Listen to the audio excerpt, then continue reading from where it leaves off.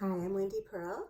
I was a sales rep for Penguin Random House for 34 years, and I recently retired, and now I'm working part-time at Arinda Books, and I wanted to tell you about two new novels going on sale that I loved. The first one is called The Trespasses by Louise Kennedy, coming out in paperback. This is a debut novel that is so good, it was nominated and then shortlisted for several prestigious awards. Set in Northern Ireland in the mid-1970s during the height of the Catholic-Protestant conflict, Trespasses is a story of love, hate, loyalty, and ultimately loss and tragedy, because what's a good Irish novel without loss and tragedy? Cushla is a young Catholic woman who is working as a teacher and helping out at her family's bar in a small town near Belfast. She manages to live under the radar, sort of inconspicuously, in her predominantly Protestant community, keeping her head down and not discussing politics.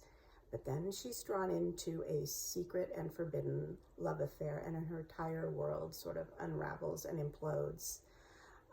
I really loved learning about this particular tumultuous time in Irish history while being swept away in a really compelling, beautifully written story. The second novel is called The Vulnerables by Sigrid Nunes, and she is a New York Times bestselling author and award-winning author as well. This is a genre-bending autobiographical novel that really blurs the line between fiction and memoir. It's like a meditation on writing, love, art, aging, even microdosing. Nunes introduces us to an older, unnamed female writer who's sort of living during the early days of the pandemic. In New York, she walks the empty streets of New York City trying to come up with characters and ideas for her next book. Meanwhile, she's taking care of an exotic parrot named Eureka for a friend stuck in LA while sharing her friend's apartment with a troubled young man. I know there have been quite a few pandemic novels that have come out, probably more to come.